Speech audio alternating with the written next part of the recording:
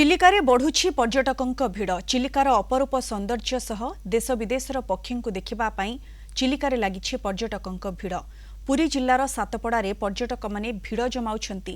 सेठारु चिलिकारे नौबिहार मजा नियारा। पर्यटक माने डंगारे राजहंस सी माउथ आदि स्थान को जाइथांती।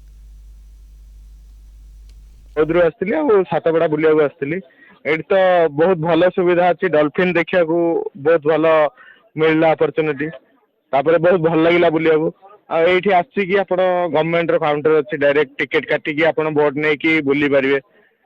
बहुत प्रकार सुविधा अच्छी। डॉल्फिन देखिली, बहुत गुडे पक्षी अछंती देखिली, बहुत आइलैंड गुडा अच्छी।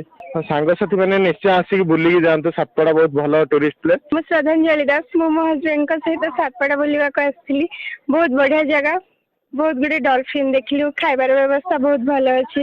बहुत एंजॉय भी कलु डॉल्फिन देखिया को। तो डॉल्फिन तो ठीक से देखलुनी, किंतु जेतिकी भी बुलिलु बहुत भल लागिला, मजा लागिला। हॉलिडे एंजॉय कलु। चिलिकारे नै डेवलप तो भल अच्छी, सब ठीक ठाक अच्छी, किंतु डॉल्फिन तो देखी हेलानी। किंतु देखिया नेक्स्ट टाइम बहुत तो भल जगह अच्छी। आउ आसंतु देखंतु, एक्सप्लोर करंतु, माने भल भल लागिबा। मुख्य कथा पर्यटन ऋतु एटू दशहरा ठू आरंभ हुए। अक्टोबर रु आरंभ हुए पर्यटन ऋतु। ये मुख्य मार्च फेब्रुआरी पर्यंत, फेब्रुआरी लास्ट वीक मार्च पर्यंत रुए। पर्यटन ऋतु रे एटी बहुत प्रकार पक्षी आसंदी, विदेशागत पक्षी आसंदी। और डॉल्फिन रो मुख्य स्रोत होला सातपड़ा पॉइंट। एटी पूरा नॉमिनल रेट रे एसोसिएशन बुकिंग काउंटर व्यवस्था करछि।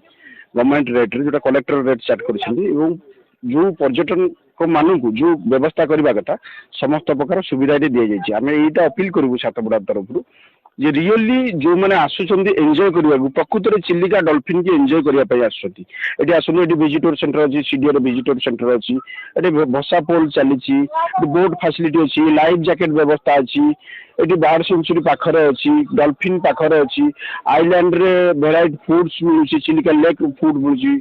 बायोडाइवर्सिटी एंजॉय करंतु और चिलिका लेक रो फूड टाकू एंजॉय करंतु।